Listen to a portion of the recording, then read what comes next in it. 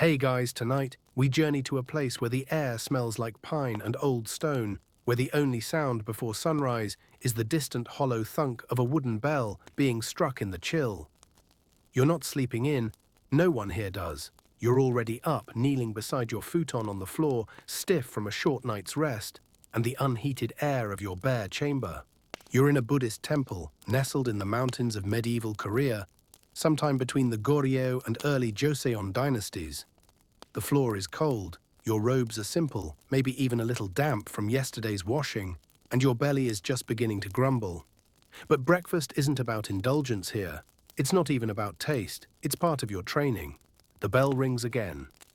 That's the second call. You shuffle to your feet and begin the practiced slow movements of your morning preparations. A quick rinse with frigid water from a wooden basin, the quiet rustle of your robes as you fold them just right, the soft sliding of your straw sandals across the wooden floor.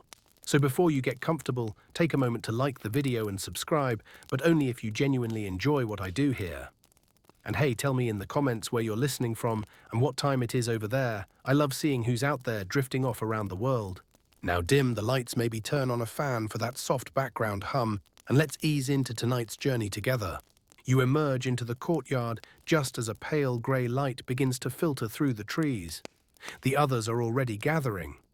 No one's speaking, not because they're unfriendly, but because silence is the rule. Not just in the dining hall, but in nearly every part of monastic life. As you trudge toward the communal refectory, your feet crunch softly over gravel, the scent of wood smoke trailing from the kitchen ahead. Someone lit the fire hours ago, long before even the earliest bird call. Monks work in shifts, and the ones who cook often rise around 3 a.m., not out of punishment, but out of duty. Everyone has their role. Everyone takes their turn. The kitchen is humble. Stone hearths, soot-darkened rafters, and a few heavy iron pots suspended over coals. No spice rack, no hanging meats. Just the basics. Rice, barley beans, seaweed, and root vegetables, whatever was preserved from last season or foraged in the last few days. You don't eat alone, but you eat as though you were. The tables are low, the wooden bowls unadorned. Your place is already set, a pair of chopsticks, a spoon, and 4 small dishes, modest, predictable, unchanging. Monastic life is about simplicity, but not deprivation. There's a difference, and you're learning it with every meal. The point is to eat just enough to nourish your body and not a grain more. Hunger is considered a gift, a way to stay mindful. Fullness is a trick of the ego. You're not sure yet whether you believe that. Right now, all you know is that your stomach feels like a deflated drum, and that thin curl of steam rising from the pot makes your nose twitch. One of the kitchen monks lifts a heavy ladle and begins to portion out the main dish into your bowl. It's juk, a watery porridge made from rice or barley. The texture is soft, sometimes closer to soup than solid.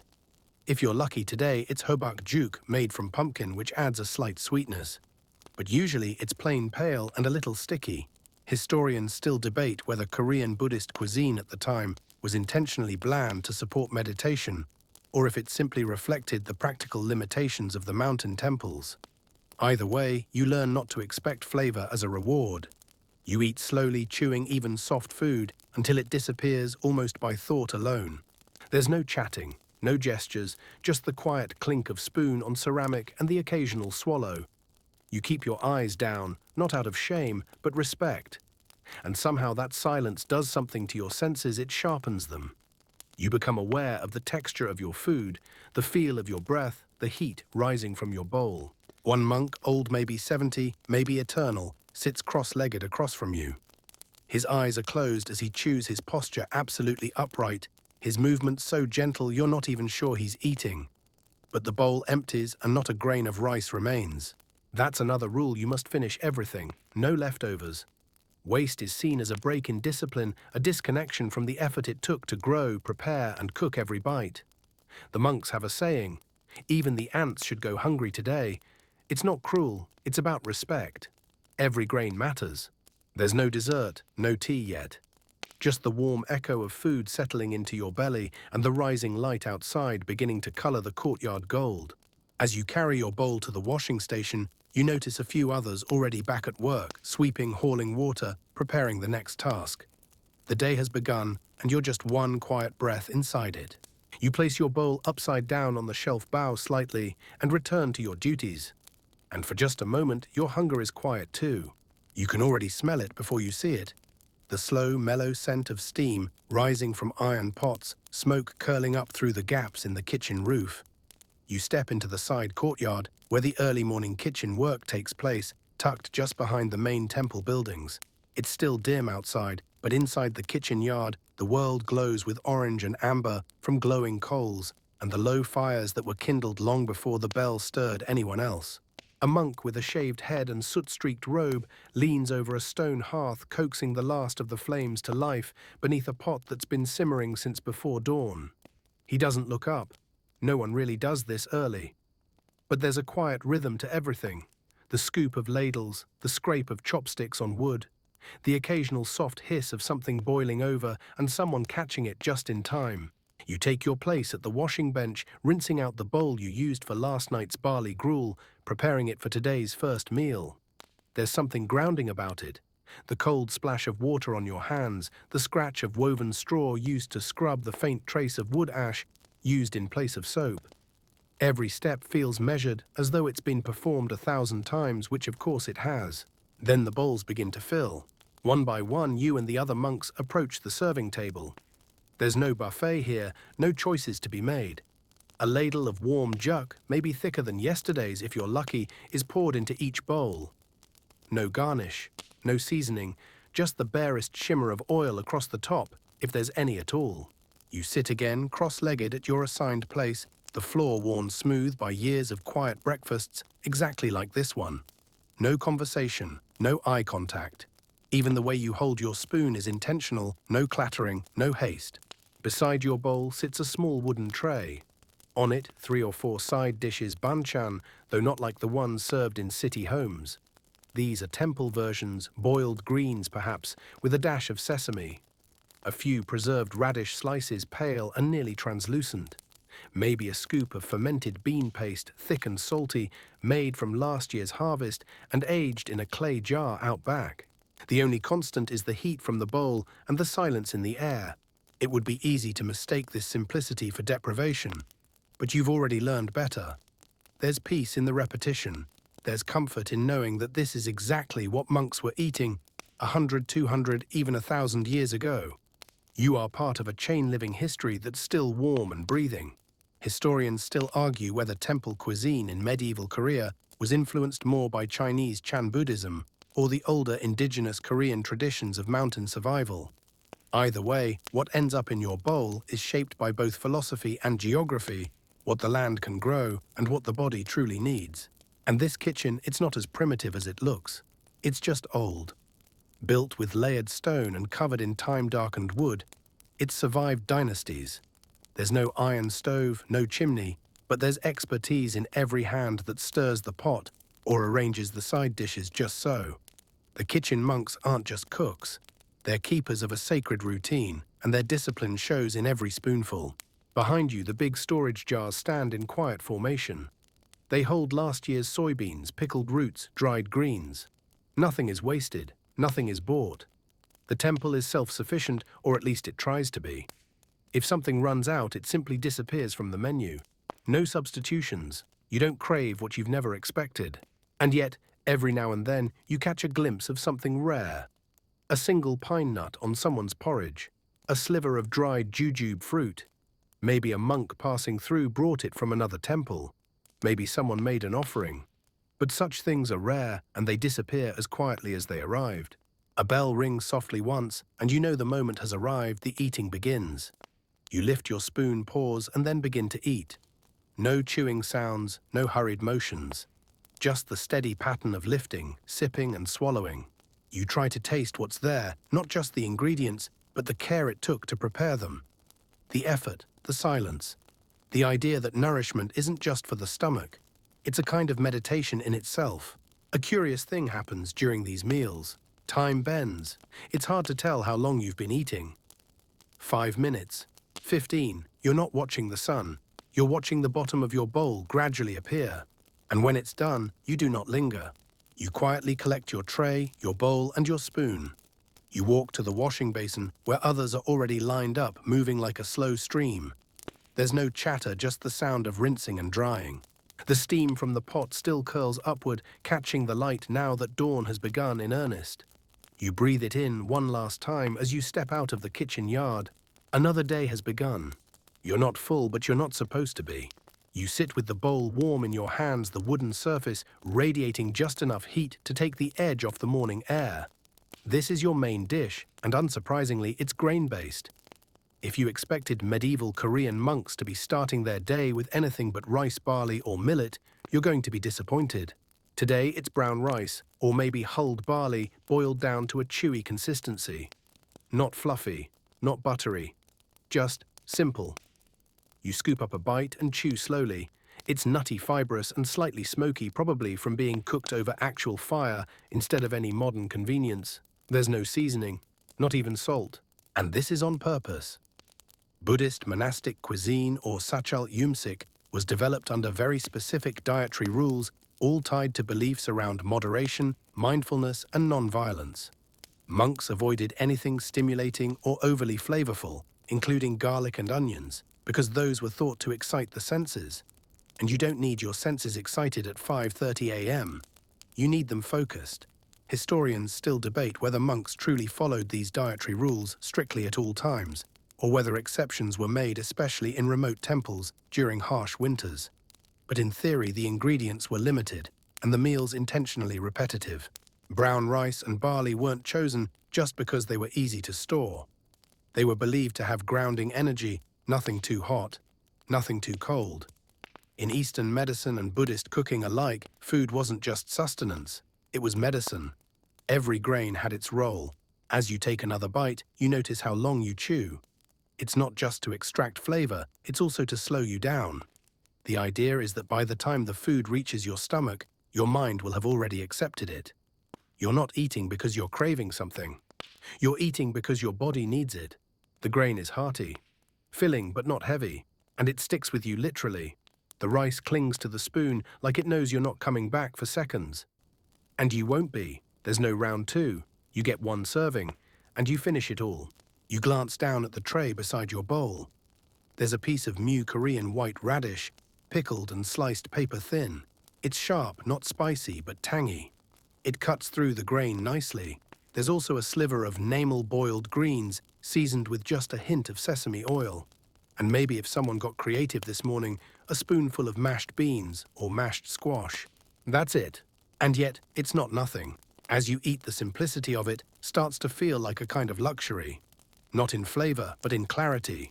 There's no decision fatigue, no cravings pulling you in 10 directions. Just this bowl, this moment, this meal. One monk a few places down from you eats with a kind of stillness that's almost eerie. His spoon rises and falls like a pendulum. Never too fast, never too slow. His face completely neutral, but not blank. You wonder if you'll ever eat like that. You wonder if he's even tasting it anymore, or if he's tasting it more deeply than you can imagine. The grains themselves tell a story. In many temples, rice was reserved for special occasions. Most days, barley or millet took center stage. Barley, especially known for being drought-resistant, became a staple. Some called it poor man's rice, but in the temple that phrase doesn't hold much meaning. Poverty isn't something to escape here. It's embraced, though ideally without suffering.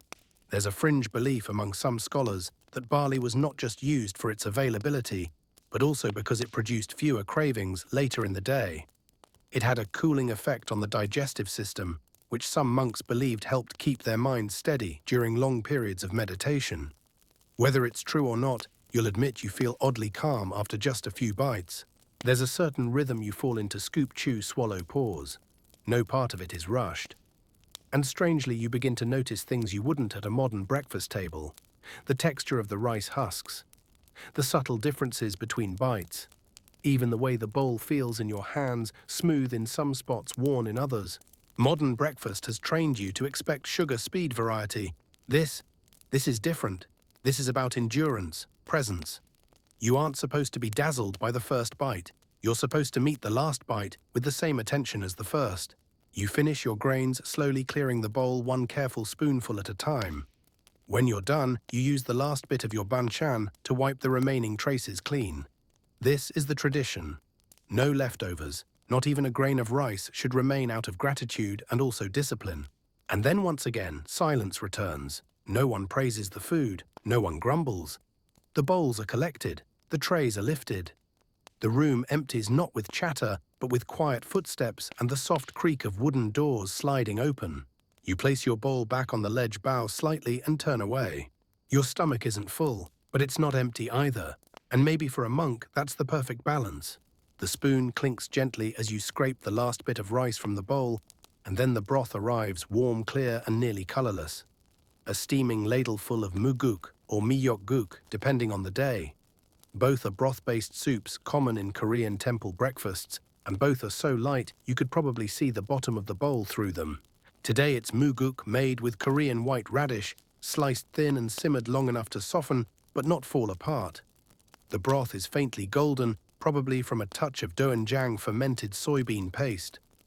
Not enough to make it strong, just enough to remind your tongue that there's more here than water. You sip carefully. The heat is gentle but persistent. The radish tastes cool and peppery, even though it's soft and warm. There's no meat, of course, no anchovy stock, no bone broth. Everything in a temple kitchen is vegetarian, often vegan, and designed to be subtle. It's a culinary whisper. Historians still argue whether these broths served nutritional purposes or spiritual ones. Some claim the monks carefully balanced their soup ingredients based on traditional Korean medicine, believing certain roots and herbs could either stimulate or quiet the mind. Others think it was just what they had on hand, whatever grew easily, stored well, and didn't violate Buddhist ethics. You set the bowl down and breathe in the steam. It curls toward your face like a blessing. There's something ancient about the smell. Earthy, salty, just enough depth to remind you this is food, real food, but not enough to wake your cravings. The radish yields easily between your teeth. There's no oil, no searing, no sizzling, no drama, and you realize that's kind of the point. Monk food doesn't shout, it murmurs, it keeps your senses low to the ground. Next to you, a younger monk blows on his soup carefully before taking each sip. The etiquette around soup is precise. You never slurp. You don't blow across the bowl like you're cooling tea in a movie. You hold it close, almost like a prayer, and lift it to your mouth with both hands. The bowl itself is warm, rough ceramic, fired locally, no decoration. There's no need. If you're lucky, today's broth contains a few strands of miyok edible seaweed. It's soft and slippery, with a faintly mineral taste like the ghost of the ocean. In temples farther from the coast, miyok would have been dried and stored carefully, used sparingly in broth to mark seasonal changes or special occasions. But today it's just radish, and that's more than enough. You sip again and let the warmth spread down your chest. It's not filling, not really, but it's comforting. You don't even realize your shoulders are relaxing. The kitchen monks stand to one side now, watching quietly, hands folded in front of them. They don't eat yet. Their job is to serve clean and then take their meal after the others have gone. It's part of their vow, not just of service, but of humility. There's a story that floats around temple walls, though no one knows if it's real or invented for sleepy novices. It goes like this. Once a monk complained that the broth was too thin. The master replied, "Then add more silence to your spoon." You're not sure whether it's a parable or passive-aggressive wisdom, but either way, you never forget it when the broth looks like cloudy water. Some mornings the soup includes thin slices of tofu or mung bean curd, but not today. Today it's just the radish and the broth and the silence. You don't mind. In fact, you're beginning to see the appeal. You chew slowly. The warm broth balances the rough grains you ate earlier. It settles the stomach, grounds the body. There's a sort of quiet synergy to it all. First, the fiber and bulk of the rice, then the gentle hydration and minerals from the soup. It's like being fed in waves, not all at once. Somewhere near the doorway, a bell is struck softly, not to rush you, but to mark time. Everything in temple life is marked this way. Not by clocks, but by rhythm, sound, ritual. You know there are still a few minutes left before bowls are cleared and trays returned, but you begin to finish your soup with a quiet sense of gratitude. This broth, though humble, likely took hours to make. The radishes may have been pulled from the garden yesterday, washed in cold mountain water, sliced with a stone-worn blade, and simmered by the same hands that built the fire this morning. Nothing here is instant. Even boiling water takes intention. You tip your bowl and drink the last sip. It's lukewarm now, but still nourishing. The radish pieces are gone. You wipe the last of them with your spoon, like a monk who's done this too many times to waste even a mouthful. You feel a little lighter, not full, not sleepy, just awake, in the gentlest sense. The soup didn't change your life, but it might have changed your morning. As you rise to carry your tray to the washing station, a wisp of steam from another pot follows you. The fires are still burning. Another meal is being prepped for the elderly, the sick, or travelers arriving late. The kitchen never truly rests, but you're ready now to begin the day, your belly warmed, not by richness, but by restraint. The first bite of pickled radish nearly catches you off guard. It's not that it's spicy, it's not, but in contrast to the quiet porridge and mild soup, it feels like a sudden jolt of personality. Just a whisper of vinegar, a trace of brine, and the sharp crispness of something that's been patiently fermenting for weeks, maybe longer. This is your banchan side dishes, but not in the Western sense. You don't pile them on. You don't mix them into your rice like a stir-fry. You take a piece one at a time, hold it with your chopsticks as if it matters, because it does, and chew with slow appreciation. Today, alongside the pickled radish, there's gosari namul, or bracken fern, shoots boiled and seasoned with sesame seeds barely, and a touch of soy paste. The texture is chewy, the flavor earthy, slightly nutty, the kind of thing that doesn't explode in your mouth but unfolds like old parchment. You eat it anyway. Not because it's exciting, but because it's meant to bring balance. Monks believe food isn't just nutrition, it's energy. Not energy like protein bars and electrolyte drinks, but energy in the traditional Eastern sense, yin and yang, warmth and coolness, bitterness and sweetness. Each ingredient has a job, a character, and it must work in harmony with the rest. That's why the banchan aren't chosen at random. Root vegetables ground you. Leaves clear the mind. Fermented foods sharpen awareness. It's all tied into the concept of biopsik or dharma, meals a way of eating that reflects the teachings of Buddha. Historians still debate how much of this symbolic logic was known consciously by medieval monks, or whether it evolved naturally from what was available and effective. Either way, there's wisdom in every dish, even if it's just pickled turnip. You take a bite of sigumchi namul seasoned spinach, lightly blanched just minutes ago. It's tender green and faintly metallic from the iron in its leaves. It's seasoned with restraint, no garlic, no chili. Maybe just a dash of roasted sesame seeds for aroma, but only barely enough to notice. You feel the temperature of the food more than its taste. That's what stands out most. Some bites feel cool, some feel warm. None of it is fried, none of it is greasy. Your tongue isn't numbed or distracted. You are, for better or worse, very aware of what you're eating. And yet over time, the flavors begin to make sense, not as pleasures, but as signals. You start to recognize which dish calms you, which one nudges your attention forward, which one seems to reset your jaw, your breath, your thoughts. There's a joke passed between older monks, quietly of course, that the pickles in temple life are more emotionally complex than the people. You begin to understand what they mean. That radish, silent and sour, seems to have lived more than you have. Fermentation is everywhere, not just in kimchi, though yes, temple kimchi exists, minus garlic and fish sauce, which means it's milder, sometimes even sweeter. It might contain jangaji soy-pickled cucumbers or perilla leaves. It might be cabbage-based or mustard greens, or a strange hybrid of weeds no one else would dare preserve. But the monks do. They have to. Winter is long, the temple sits high, and banchan isn't just a tradition, it's survival with seasoning. Out behind the kitchen, you've seen the fermentation jars ongi lined in neat rows, their clay bellies warmed by the sun lids covered in cloth and weighted with stones. Some of those jars haven't been opened in months, maybe even a year. What's inside is part science, part gamble, part trust. One monk told you the story of a jar that broke open in a storm. The smell cleared half the kitchen, but the contents still edible, maybe even better. You think about that as you chew. These dishes aren't flashy. They don't chase novelty. They're quiet testaments to patience, discipline, and timing. 3 things you're still learning. And they force you to slow down. You can't shovel namul into your mouth. It's stringy, slippery, it resists haste. The radish is too sharp for big bites. Even the tofu, if there is any today, is crumbly soft and begs you to handle it gently. And so you do. You begin to match the food's pace, not the other way around. There's a monk across from you who seems to chew each piece exactly 20 times. You haven't counted, but it's hypnotic. He holds his chopsticks with perfect balance, never clinking, never dropping. His tray is always spotless at the end. You wonder if he's been here for 20 years, or 200.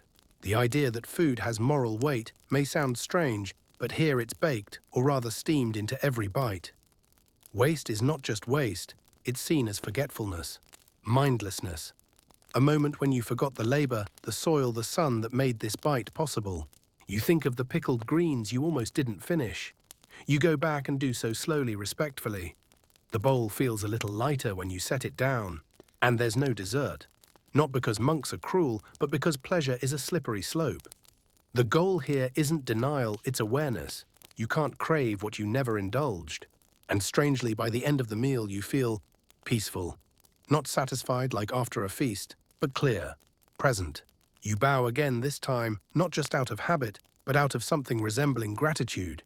And then you rise to begin your day, not energized by caffeine or sugar, but centered by greens and roots, and a single perfect slice of radish. Somewhere beneath the flavors you've just experienced, soft, earthy, barely salty, there's a deeper element at work, one that doesn't come from fire or water or even time.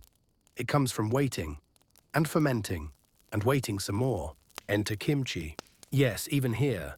Even in the ascetic, garlic-free, animal-free, distraction-free world of a medieval Korean monastery, you find a version of kimchi.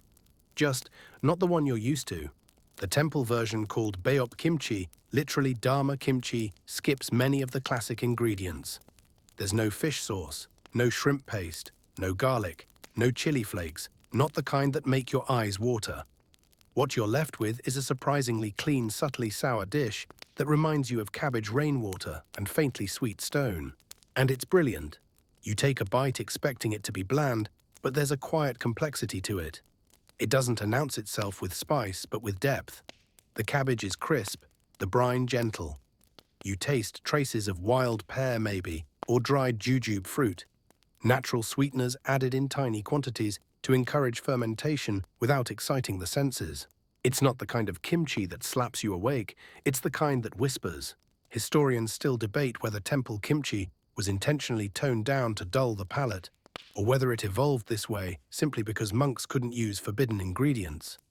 Some suggest it was a political act, temple food, becoming a quiet protest against court extravagance.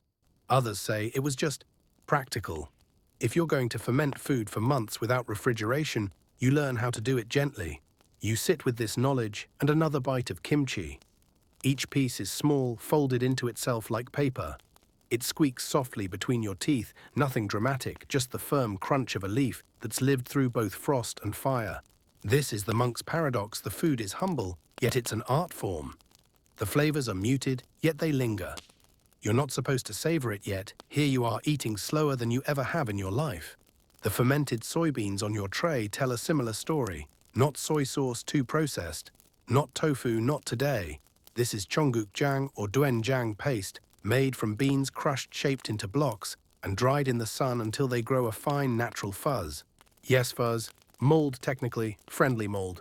Once dried, these blocks are stacked in straw baskets and left to ferment for weeks, even months.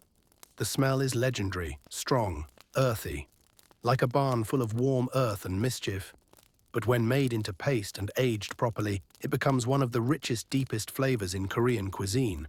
Temple cuisine uses it sparingly, a dot in the broth, a thin smear under a vegetable, a gentle swirl in hot water to make soup that feels more like warm advice than a meal. You dab a little onto your spoon. It's salty sharp and oddly comforting, not addictive, just steady. Like something you could eat every day and still find new things in. Fermentation isn't just a technique here, it's a metaphor. Everything in this place, from the floors to the monks to the food, has been through a process. Nothing arrives fully formed. Even the simplest cabbage leaf has been transformed by time, temperature, and intention. And in this quiet, humid kitchen air, you feel that process working on you too. You look around and notice the shelves stacked with ongi jars, big earthenware containers with belly curves and thick lids. Some are still sealed. Others are open, their contents dark and thick, watched over like ancient spellbooks. Inside, years of pickled roots, soybeans, aged gochujang paste, without the heat, and jars of vegetables that look more like potions than snacks. There's a whisper among monks that each jar holds a different energy, not superstitious, just mindful. The act of tending to a fermenting jar, checking its moisture, rotating its lid, adjusting the temperature, becomes its own meditation. Just like chanting, just like sweeping. You wonder if your spoonful of fermented bean paste came from a jar tended by the oldest monk in the temple, or maybe by the youngest. Either way, it tastes like something with memory. And that's the strangest part about this breakfast. It doesn't taste old. It tastes timeless. Like it could have been eaten 1,000 years ago. Like it might still be eaten 1,000 years from now. A breeze slips through the open window. It carries the smell of pine stone and something faintly sour, maybe another jar fermenting in the morning sun. It tickles your nose before vanishing, leaving you alone with your tray, your thoughts, and your last bite of kimchi. You take it slowly, one more crunch, one more swirl of mild brine on your tongue. You swallow, you breathe, and you bow. You don't speak. No one does. It's not just custom, it's the rule. And not just during meals, but throughout most of temple life. Breakfast here is not a social hour. It's not a moment for joking or chit-chat or asking someone to pass the radish. It's an act of mindfulness carried out in absolute silence. Not the awkward, avoidant silence of strangers at a dinner party. No, this is chosen silence, comfortable, deliberate, and in its own way nourishing.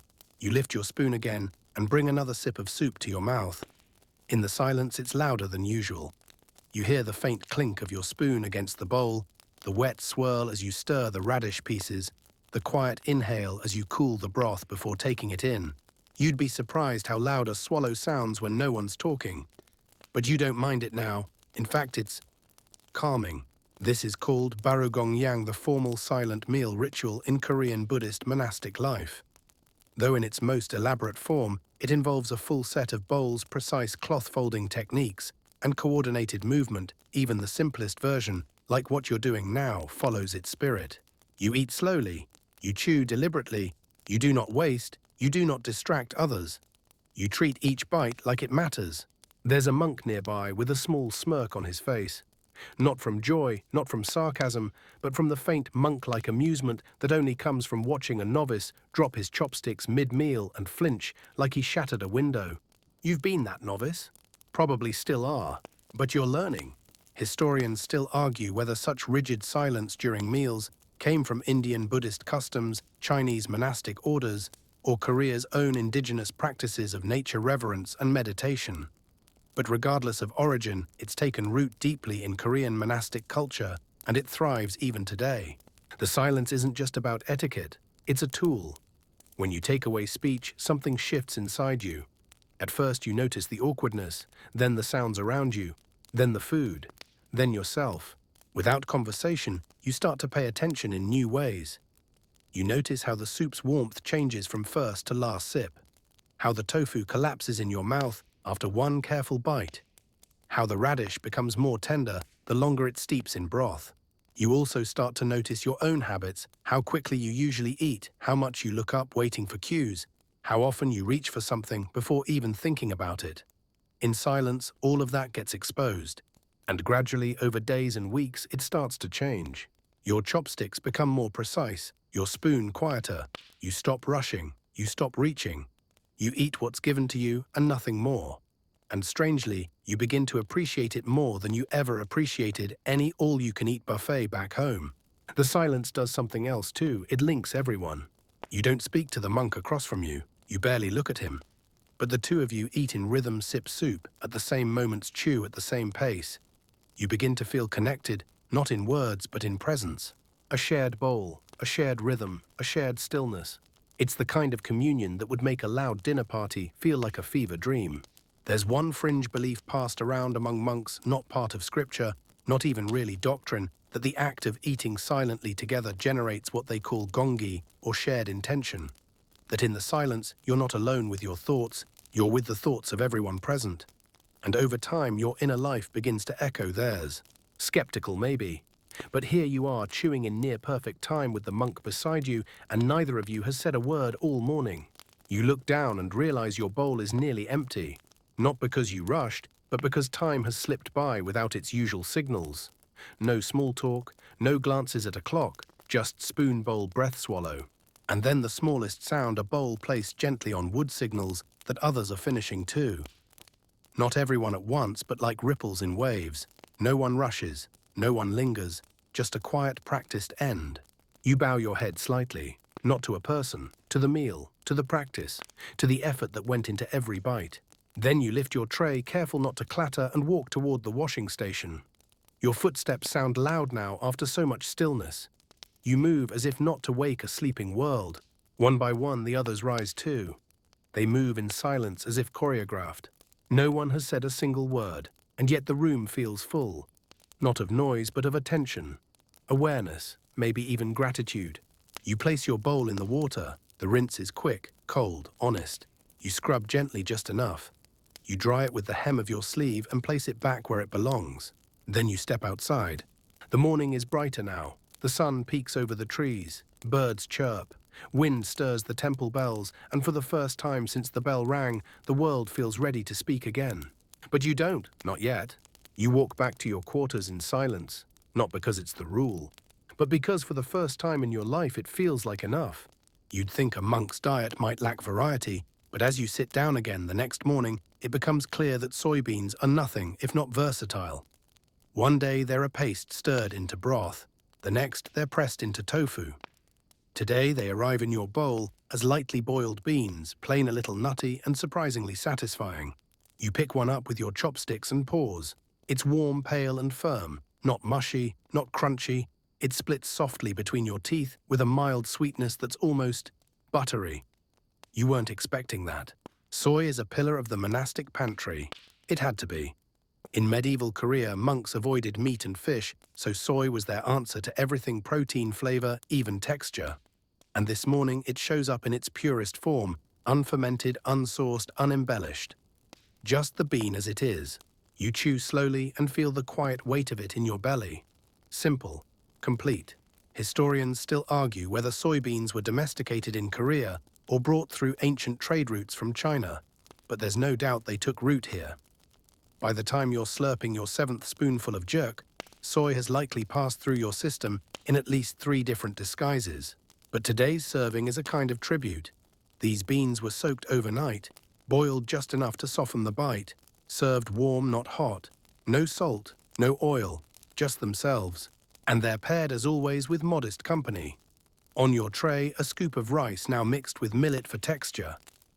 A few strands of pickled radish, a blanched spinach leaf, and there in a little corner dish, something yellow and cubed tofu. Not supermarket tofu, not shrink-wrapped or factory-cut. This is handmade, soft, wobbly, more custard than cube. You lift it carefully, almost nervously with your spoon. There's no sauce, no soy drizzle, no sesame, just tofu and gravity. It slips into your mouth like a whisper and dissolves almost instantly. If you weren't paying attention, you'd think you imagined it. That's the lesson. Monk tofu demands attention. It doesn't impress you with flavor, it asks for your presence.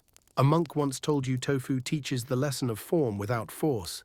You think about that now, chewing silently, tasting nothing and everything at once. In the corner of the kitchen courtyard, you once helped strain a batch. Soybeans ground to a wet pulp, boiled, strained, curdled with sea salt or natural coagulants. The mixture was pressed into cloth-lined molds set with stones and left to rest. It took all morning, and yet it vanished from your tray in under a minute. You glance again at the beans. Nothing fancy, no seasoning, but still warm, centering, reliable. There's something strange happening in your body, and you didn't notice it until now. You're not hungry anymore, but you're also not full. You feel even, like your body got exactly what it needed, and nothing more. A fringe belief passed through monastic texts claims that soybeans properly prepared and eaten without distraction can cool the fire of thought. It's not science, but you get the idea. There's something about this food, its smoothness, its steadiness, that quiets you. You take another spoonful of rice, now mixed with black beans, and chew until it disappears into a warm, neutral hum at the back of your throat. The combination of grains and legumes is hearty sure, but it's also rhythmically grounding. Each bite feels like a bell, steady, clear, repeating. You've been here long enough now to anticipate the textures. You don't hope for surprises. You look forward to the same. That's something you never thought you'd say about tofu and soybeans. The meal comes and goes without drama, just a steady unfolding of mouthfuls, the occasional crunch, the warmth of the bowl in your hands, and when you've finished, your tray is bare. You bow slightly to it, not to the food, but to the labor, the simplicity, the moment. Outside, the wind stirs again, rattling the eaves. The fire in the kitchen is still burning, preparing lunch that won't be so different from breakfast. But you're not thinking that far ahead. You're here now, quietly grateful for what soybeans have taught you. No garlic, no meat, no distraction, just one small round bean and a silence that stretches far beyond the bowl. You rise early again. You always do now. The cold doesn't feel as cruel, the wooden floor not quite as unwelcoming. Something's changing subtly. Your body. Maybe. Your mind, probably. But this morning it's your nose that notices something different. A new smell, earthier than usual, musky like soil after rain. You follow it into the kitchen yard where the morning meal is already underway. You peer over a monk's shoulder and see the sauce mushrooms, specifically pyogo, what today we'd call shiitake, though these aren't store-bought and vacuum-sealed. These were collected hand-picked from the mossy temple forest before dawn, possibly even by the monk, now slicing them with a well-worn blade. They're not big, just a few caps curled and brown, their undersides pale and frilly like delicate folds of paper. But their scent is strong, woody, smoky deep. And when they hit the boiling broth, the smell blooms into something that wraps the whole kitchen like a blanket. This isn't just breakfast, this is a gift. Because mushrooms are seasonal. They don't appear every day. And when they do, they're used sparingly. A handful in soup, a few slices atop rice, a whisper of umami for those who pay attention. You take your bowl humbled and sit down. The juke today is barley thinner than usual and dotted with tiny cubes of sweet potato. But it's the mushrooms that matter. You find them folded within the porridge, soft, chewy, slightly elastic. You chew and the flavor releases slowly, like a story with a very long introduction. Historians still argue how central foraging was to the temple diet in medieval Korea. Some claim it was essential, especially in remote temples far from supply routes. Others say it was more symbolic, a nod to the monk's vow to live in harmony with nature. Either way, when mushrooms appear, you treat them with reverence. You pick up another sliver, this one darker, meatier. It's been dried and rehydrated. You can tell by the slight leathery pull before it breaks apart in your mouth. Dried mushrooms were a staple in mountain temples. Easy to store, long-lasting, and when soaked in warm water overnight, they reawaken with surprising depth. A monk beside you chews with the calm focus of someone who's done this for decades. He pauses, sets his spoon down, and seems to just sit with the mushroom. Not eating, not meditating, just noticing. You try to do the same, and it works. Suddenly, you feel the texture more acutely, the slight bounce, the faint bitterness on the edges, the memory of wood and rain and hidden shadows under trees. These aren't just mushrooms, they're the forest itself translated into food. There's a fringe belief that mushrooms are forest echoes, that eating them lets you ingest part of the woodland's memory. Not exactly doctrine, but old monks have said stranger things. You think of that now as another bite lingers on your tongue, the taste stretching farther than you thought possible for something so small. The banchan today includes pickled fern shoots and seasoned zucchini strips, milder than usual, likely chosen to balance the mushroom's intensity. Even the broth, usually just warm and wet, has a darker hue and deeper aroma. You wonder how long the kitchen monks soaked the mushrooms, how gently they cleaned them, how carefully they ladled the broth to avoid breaking the delicate caps. These are questions you wouldn't have thought to ask a week ago. But now you do. Now you care. Because you've started to understand that breakfast here is more than a meal. It's a practice, a meditation, a contract between body and earth. You finish the last spoonful with quiet appreciation. You scrape the bottom of the bowl and catch one final mushroom fragment almost too small to notice. You eat it anyway. As you rise to wash your tray, you catch sight of the empty mushroom basket in the kitchen, already cleaned, already tucked away. No announcements were made, no special note on the wall, The mushrooms came and went like fog, and tomorrow maybe they'll be gone. But for today you got to taste something rare, something wild, something utterly mundane and yet completely profound. And you'll remember it not because it dazzled you, but because it didn't have to. It's been a few weeks now and your senses have started to change. You notice it when a bowl of barley tastes unexpectedly sweet, or when the sharp edge of a turnip makes your tongue tingle in ways you never appreciated before. But there's something else too. A quiet tug, a craving not for candy or meat or coffee, but for garlic, or onions, or anything with a bit of fire. And yet you know the rules. You've known them since the first day. No garlic, no onions, no leeks, no chives, no scallions. These are the 5 pungent spices banned from Buddhist temples for centuries. Not because they're bad for your body, but because they're bad for your mind. Or so the belief goes. The reasoning, they excite the senses. In particular, they're thought to stir lust, anger, restlessness, emotions monks are trying to tame. You laugh quietly to yourself because yes, the idea that an onion could inflame your desires seems silly, until you actually go without them for a month and suddenly someone frying scallions outside the temple wall smells like sin itself. Historians still debate how literally these rules were followed in everyday monastic life. Some suggest the pungent 5 were quietly used during illness. Others believe certain rural temples ignored the restriction when supplies were scarce. But officially and especially during ceremonial meals, the rule was strict. No pungent spices, no cheating. And you're trying to be good. You sit at breakfast, your nose twitching when the wind shifts from the nearby village where someone is likely cooking something forbidden in a pan slick with sesame oil. You sigh. Your meal today is subdued, plain rice-boiled spinach radish soup with a slice of lotus root floating gently in the broth like a pale coin. All familiar. All clean, all completely garlic-free. You take a bite and feel disciplined. That's the best word. Not punished, not deprived, just regulated. The spinach has been blanched and seasoned with salt, maybe a drizzle of sesame, but no heat, no bite. The lotus root is tender and faintly sweet, with its iconic pattern of holes staring up at you like a quiet mandala. And yet your body remembers. A part of you longs for the zip of ginger, the warmth of sautéed scallion, the shock of raw garlic. But your bowl gives you none of that. Instead, you're left with texture, temperature, and breath. The monk across from you seems perfectly content. His eyes are half closed as he chews, his expression unreadable but calm. He doesn't look like someone craving spice. He looks like someone who made peace with flavor a long time ago. You wonder if you'll ever get there.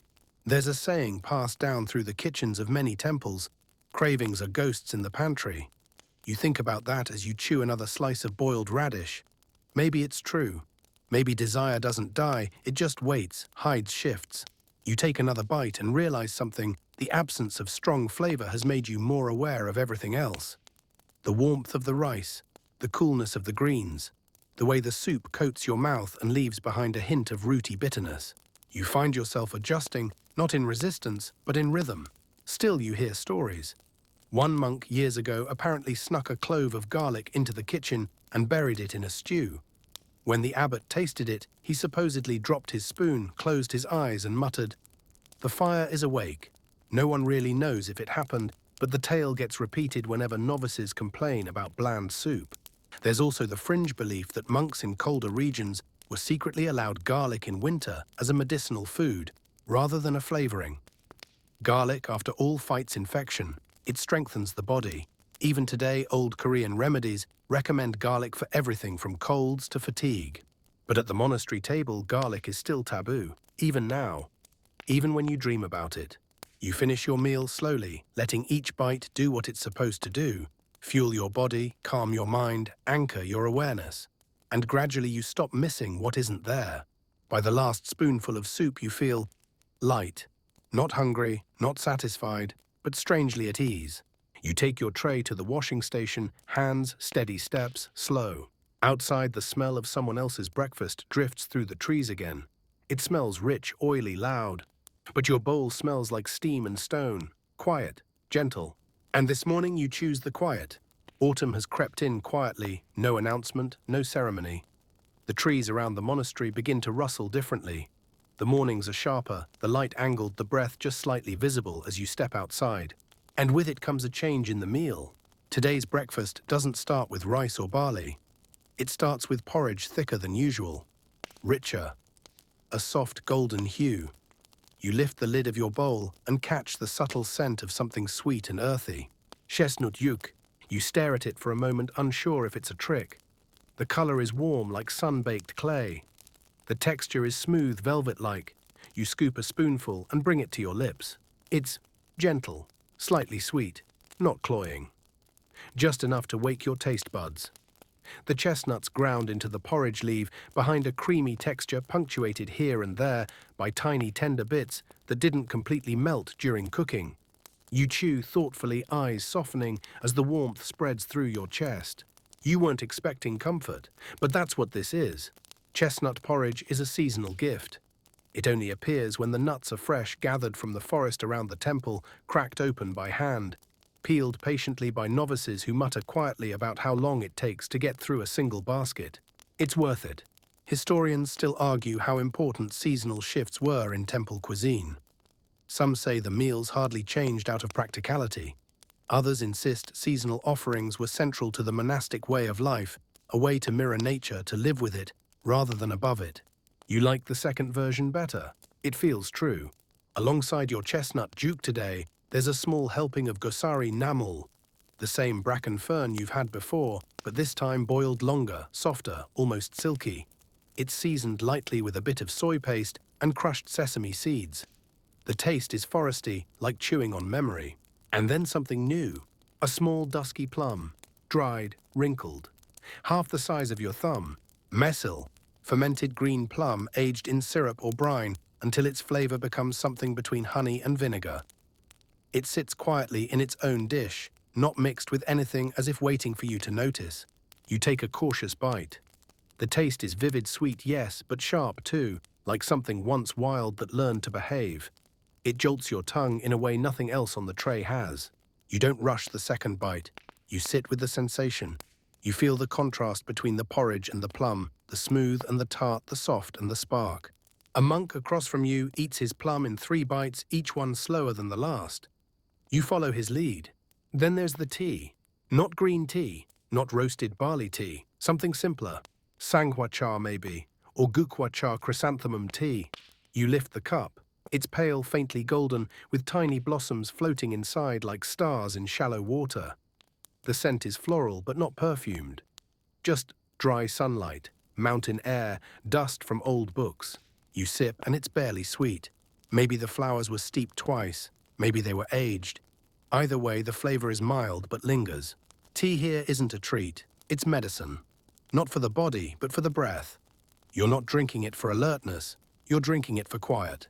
There's a fringe belief among monks that certain teas can clarify dreams, that if you drink the right flower at the right season, your sleep will become lucid, your visions useful. You don't know if it's true. But last night you did dream of chestnuts. So who's to say?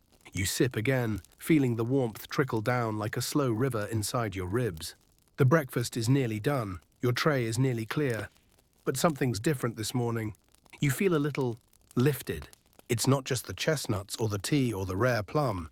It's the sense of timing, of being given something exactly when it makes sense to receive it. Not because you asked, but because the earth decided it was time. You finish the last spoonful of porridge. It's gone cold now, but still tastes like late autumn. You drink the last of your tea. You exhale. You rise slowly, your limbs stiff from sitting, but your mind soft as the inside of a chestnut shell. Outside, the leaves are starting to fall. A breeze lifts them into slow spirals.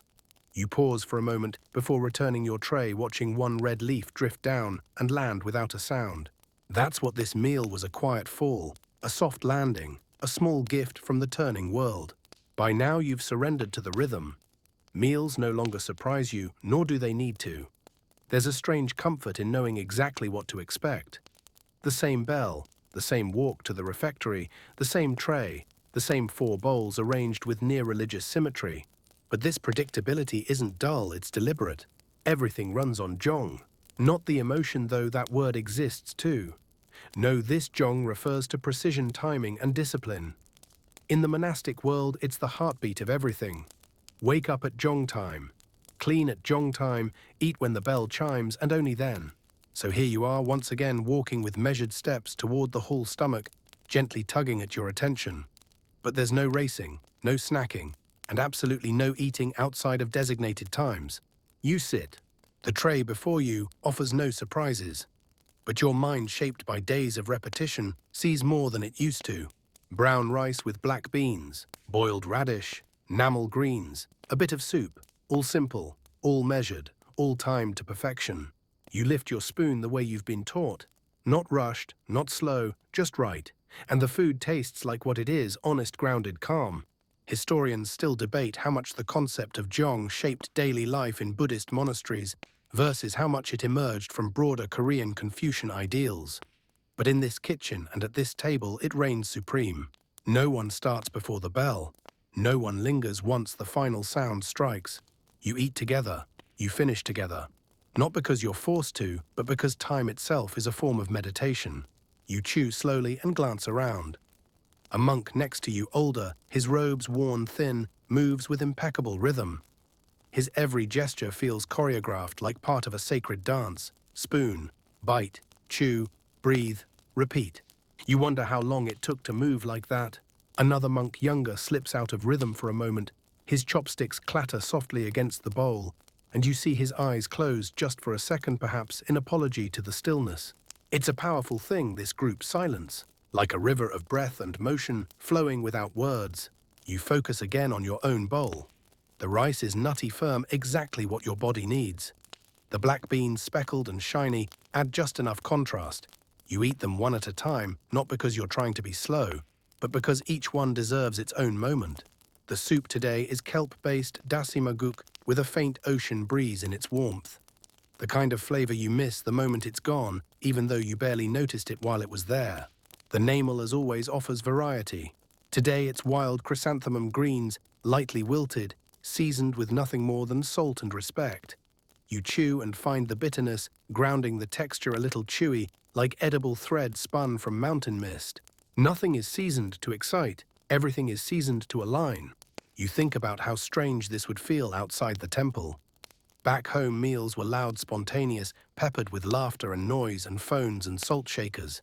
Here, every action has a time. Every bite has its place. There's even a method for washing your bowl, one that follows jong. You don't just rinse. You measure the water. You swirl it exactly once. You drink the rinse water, yes, drink it, so that no grain is wasted, and then wipe the bowl clean with a square of cloth folded 3 times. At first, this felt absurd. Now it feels like brushing your teeth. Something incomplete without it. There's a fringe belief in the temple, half truth, half metaphor, that even time can rot if left unmanaged. That a day without jong is like kimchi without brine, dry, directionless, dead. Whether it's philosophy or just kitchen gossip, you understand the sentiment now. You finish your final bite in time with the soft bell, not rushed, not lingering, perfectly placed. You bow over your tray stand and carry it to the basin. Your feet know the path. Your hands know the gesture. Your body, once restless, now moves like it belongs inside this quiet choreography. Outside, the sun is rising just the way it did yesterday, just the way it will tomorrow. And for once, the sameness doesn't feel boring. It feels reliable. You step into the morning, not full, not empty, but in sync with the food. The routine, the quiet rhythm of a world built on purpose. The cup in your hand is light, almost weightless, but the scent rising from it is sharp. Bitter, almost medicinal. You've grown used to bland broths and mild vegetables, but monk tea, that's a whole other category. You tilt the cup. Inside is a pale liquid brownish green, almost translucent. You sip and your tongue wrinkles instantly. This is not pleasure, this is purpose.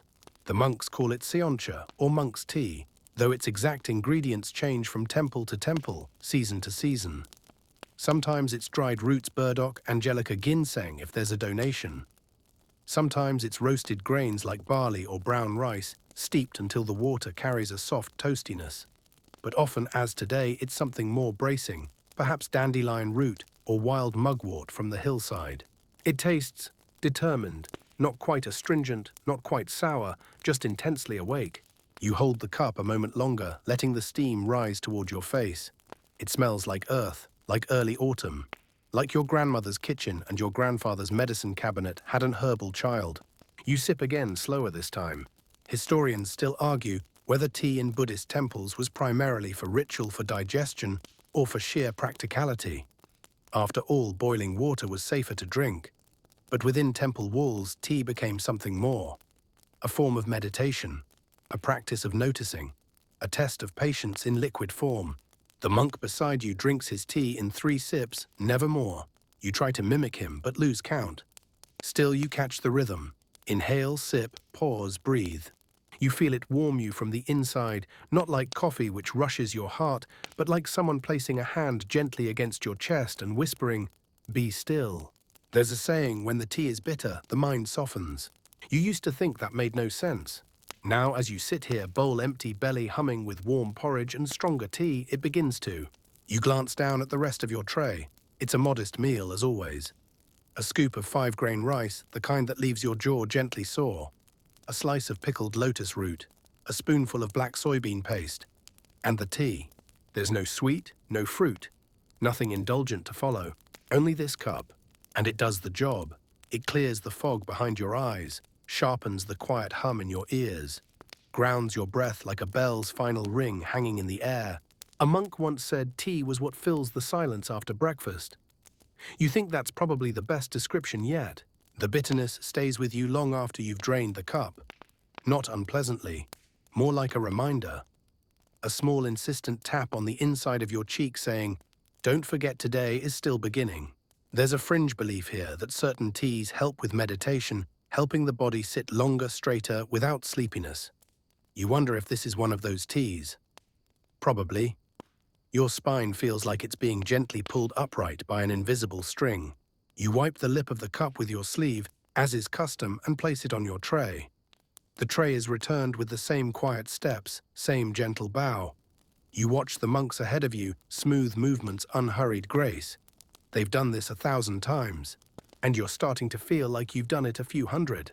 You step outside and the morning light hits your face just as the last of the bitterness fades from your mouth.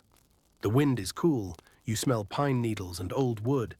You hear a bird calling distant slow, and behind it all, a soft ringing in your ears, not from sound but from the silence that came after tea.